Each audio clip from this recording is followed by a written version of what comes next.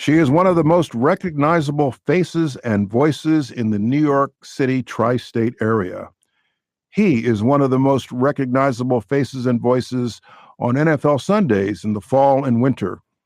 Rosanna Scotto is a native New Yorker, a true native New Yorker, has been a news reporter in New York City since 1982, a news anchor since 1990, and a co-host of Good Day New York since 2008, and finds time to help run the family restaurant in Midtown Manhattan, Fresco by Scotto. And I just learned in preparation for this interview, has had a cameo career as an actress, most recently on Ghostbusters in 2016. I've got to rewatch that movie. Curt Menefee is a native of Atlanta, and since 2007 has been a co-host of Fox NFL Sunday, and over his career has broadcast the play-by-play for Major League Football, Major League Baseball, tennis, and other sports. And since January, the two of them, Rosanna and Curt, have teamed up to bring you news, traffic, and weather as the co-host of Channel 5's Good Day New York from 7 to 9 a.m. each weekday. Clearly, longevity, hard work, and dependability have been the hallmarks of the careers of these two remarkable people. Rosanna and Curt, welcome to WBGO. Thank you for your time. Thank you so much. It's so great to see you on your turf. I like you turning the tables on us today, Jay. Absolutely. Thank you for having us. Curt, I'm looking forward to our conversation. Rosanna, you won't remember this. I was flipping through a photo book the other day, and I realized the first time you interviewed me was on September 11th, 2014 at Ground Zero when I was in office. Right. And then I was on your show a couple of times during COVID, and then in person in the studio about a year ago. The weather balloons. Yes. It's all about that. Let me ask you something, Rosanna. One of the things that I really like about appearing on Good Day New York is you do ask tough questions, you ask probing questions, but the atmosphere that you and Curt have created in the studio during an interview on air is one, I would use the word disarming. And I feel very comfortable, almost at home on your show, to the point where I have to be careful not to lower my guard too much. Darn it, then our job is not done. We're going to work on that for next time. We want you to lower that guard down. Oh, boy. So is that intentional on your part when you interview people? You interview everybody from the mayor to the police commissioner to sports figures. Is that by design? You have a very disarming approach to your interviews and your guests. Well, thank you very much. First of all, we respect everything you've done for our city and for our country. And when you come on our show, you bring a certain gravitas that we respect. So thank you so much for always coming on Good Day. As far as our style, Good Day New York is we're your friendly next door neighbor. And we're asking you what everybody wants to talk about. And sometimes it's a tough conversation. And sometimes it's fun.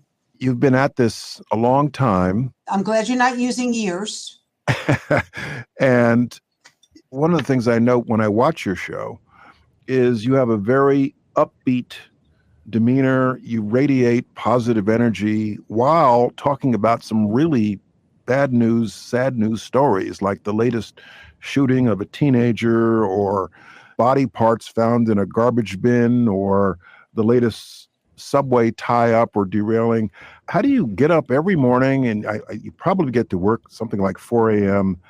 How do you get up every morning to broadcast a lot of bad news about the New York City area and manage to keep it together and keep an upbeat attitude toward your work? Well, first of all, working with Curt is like an injection of positivity every morning. One of the first things I do when I wake up in the morning is I pray. So that's good. That kind of like resets the brain on how you get your day started. And Curt and I, we really make an effort every day to find a moment to give everybody a kind of break on what's going on in our city and our world. And we got to look for the positive moments. We need it for ourselves, and we need to, share it with our audience. Otherwise, it's a lot. It's a lot to carry that responsibility. I remember when I first started anchoring the 10 o'clock news, I would come home really depressed. So you have to learn how to deal with that, to balance it. Praying helps a lot, and having a really wonderful TV partner who reminds me that we have to find the good moments. And so that's what Curt brings and reminds me every morning. And that's the yin and yang of our relationship, basically. Rosanna, what's the key to longevity in your profession? The longevity? Yeah, you've been co-anchor of Good Day New York for years. What's the key to longevity? Very competitive world, obviously. Yeah, curiosity, certainly number one. Never resting on your laurels, number two. Curt and I are very involved in how the show is produced and booked, and we're active in the community, and we're grateful. We have a wonderful opportunity. I mean, we have a front seat to history, and we get to meet the movers and the shakers in this world, and it's an incredible job. Curt, you also, I believe, bring a very positive attitude toward your work. What, in your view, is the key to broadcasting local news in New York City and doing it well? I think my approach is similar to Rosanna. You know, when people wake up first thing in the morning, they grab their phone these days, and you see the world is a tough place to live. New York's not the easiest place to be on certain days, on most days. And people know that before they even tune in to Good Day New York. And so I think we have a responsibility to give people things that you need to know. But we also try and go, hey, here's some things you don't know that maybe aren't that bad. Or here's some things you don't know that are just fun to talk about. Because I think it does help people as you walk out the door, you get your kids ready. People want to smile. They want a reason to feel good about life. And that's always kind of been my approach just in general. You talked earlier, and Rosanna did, just about, your approach coming into it. And, I look at it in that I try to be happy all the time.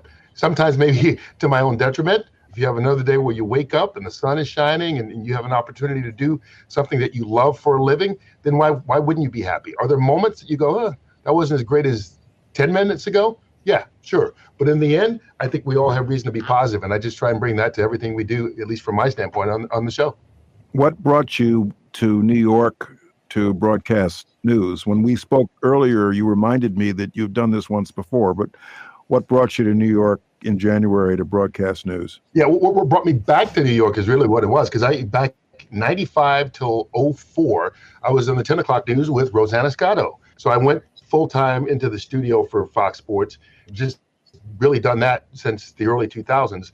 But this opportunity came, and it goes back to talk about being happy. And for me, one of the things that makes me happy is challenging myself. I went back to school in my 50s to get my master's degree. I came back for this opportunity when it was presented to me. I found intriguing, and a chance, one, to come back to New York, which I'm living in Southern California at the time. And I get to work with someone I know really well and respect so much in this business, in Rosanna Scotto. My wife was instrumental in saying, go for it. Why not do it? So that was my approach right away. Curt, you were born in the mid-1960s. Mm-hmm. You're a native of Atlanta, Georgia, and you were presumably a boy growing up in Atlanta during two very significant moments in Atlanta history. One was April 4th, 1968, when Atlantan Martin Luther King was assassinated in Memphis. And the other was April 8th, 1974, when Atlantan Henry Aaron broke Babe Ruth's record and hit number 715. How, if at all, did those two events shape you? You were probably 3 years old when Dr. King was assassinated, but growing up in Atlanta, how did those two events shape you? I think they're seminal moments in American history. There was actually two. I hadn't even turned 3 yet. So I really don't remember, although they're like, memories that you have that once you talk with your parents and your aunts and uncles, they're like, yeah, that happened. But I can't remember clear details, but I do remember my aunt and uncle coming down from DC for the funeral, and that being, a big deal, especially when you're two about to turn 3. But I think it was one of the things, obviously, we know, what the civil rights movement meant to this country and the sacrifices that so many people made, including Dr. King sacrificing his life for the movement. And it's one of those things that there was firsthand knowledge, secondhand knowledge from my relatives who actually had lived it. In 1976, Maynard Jackson was elected the first black mayor of Atlanta. In 1982, because I graduated from high school in 83, I served in the office of Andrew Young, who went on to become ambassador to the United Nations, but he was the mayor of Atlanta. And it was the internship I had out of it when I was in high school and those kind of things. So much of the history of Black America goes through Atlanta. And that influenced me in everything that I was doing. But a big part of it was Hank Aaron hitting that home run in 1974. And I remember that happening. I was 7 years old and I was a baseball fan. First baseball game ever, first sporting event I ever went to. My grandmother took me to a Braves Pirates game. So I grew up around it, but I just remember how much that meant to, I think, all of America, but particularly Black America, because it was a Black man. You go back to the clip, and Vince Scully said it perfectly, a Black man getting a standing ovation in the South for breaking Babe Ruth's record. And I think that meant a lot to a lot of people at that moment. And that's a moment you kind of grow up around, and you're aware of what it means to people that are around you more so than the significance of it from a historical standpoint. But later on in life, you learn about what it all means and kind of put it together. Curt, in your years covering professional sports, how have you seen professional sports evolve? That's a big question, obviously, but you can answer it in terms of professional sports or the NFL specifically. How have you seen it evolve? Please answer this in a way that doesn't get you fired. I think the evolution of sports really is that sports has become more professional. When we were kids, it was always professional. Don't get me wrong. But guys did it. I mean, depending on how old you are, some guys did it and had a second job in the off season because they didn't make enough money during the regular season to pay them year round. But now it's become professional athletes. Many of them love their sport, but it's a business from day one. I don't think it's a negative thing necessarily, but it's how much money can I make in what time window I have? Because you can't do this when you're 50, 60, 70 years old. And that, I think, is a different approach to back in the day where guys were just like, hey, I get to be a professional baseball player or a professional basketball player, and whatever contract the team offers me is what I'm going to take. And then if I get to do a commercial or two, I'll be happy. And then when I retire, maybe I can be a broadcaster or get to work for the club. Those days are gone. Right now, guys come into the league, especially if you're a high draft pick, and you're a multimillionaire at the age of 21, 22, 23, those numbers are astronomical now. We're seeing billionaires. And so I think that element of it has changed. And I think along with it, it's kind of distanced the athlete from the fan base a little bit. Whereas those guys used to live in your neighborhoods, or you would see them at the grocery store, or when you went around to the mall. I remember when I was a kid, he was a shortstop for the Braves, Pepe Frias, and I saw him at a mall, and I thought it was like the coolest thing in the world. I don't know if you see that now with this generation because of the wide gap between professional athletes and the money they make and their fan base. And again, I'm not saying anybody's wrong. The owners are making money. The leagues are making money. So why shouldn't the athletes who are the ones that are performing make money? It's just like an actor. When you go see a movie and an actor gets paid $20, $25 million, the movie studios made money as well. So as long as everybody's making it, then I think it's fair. But I do think that's been the big change in sports, at least during the times I've covered it over the last 30 plus years. Your comment reminds me when I was a freshman at Morehouse College in Atlanta. In the fall of 1975, I was standing on the street, what was then Ashby Street in Southwest Atlanta, right across the street from the school, and watching the homecoming parade go by. And there were a bunch of people from the neighborhood watching the homecoming parade go by. And I look over, and about 10 feet away from me is Hank Aaron, just blended right into the crowd with a pair of jeans on, just watching the homecoming parade like everybody else.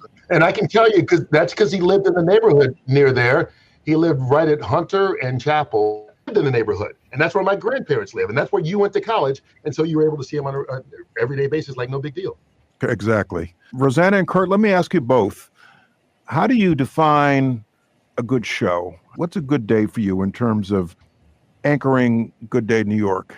We always look for a moment, and it could be a silly moment. It could be an interview with the former Homeland Security Secretary, but we look for a moment that wasn't scripted, that just connects our guests and our audience. We're just one, and maybe we put a smile on your face.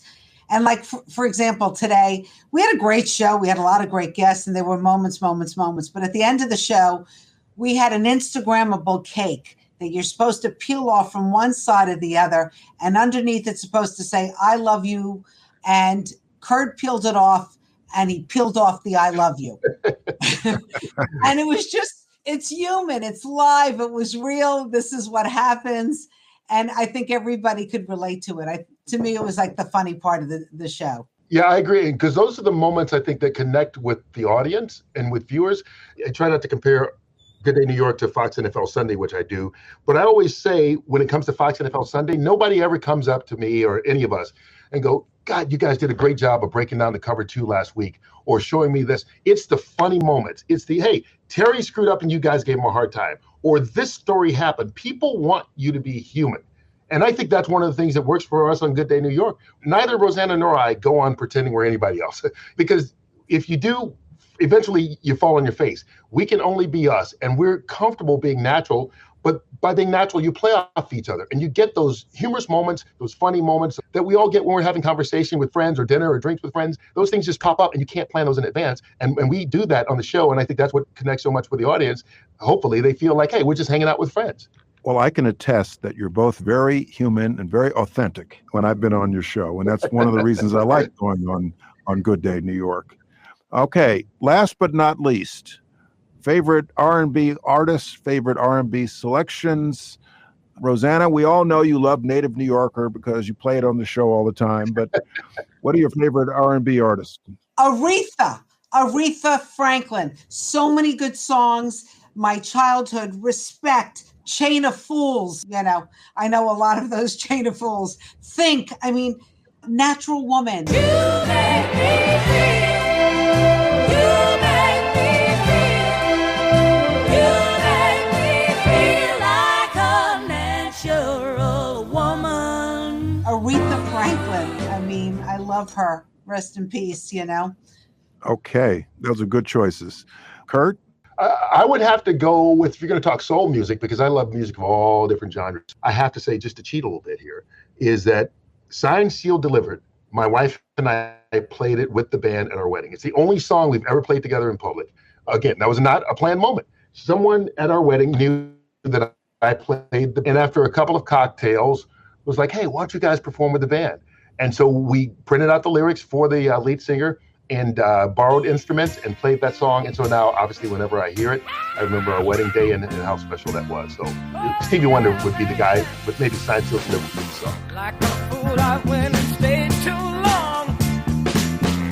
I'm wondering if your love's still strong. Ooh, baby, here I am, signed, sealed, delivered, I'm yours. Okay. Well, thank you both so much for your time. And Thank you, Jay. I really appreciated it. And I look forward to the next time you invite me back to Good Day New York. Open invitation. Thank you, Jay. Thank you very much.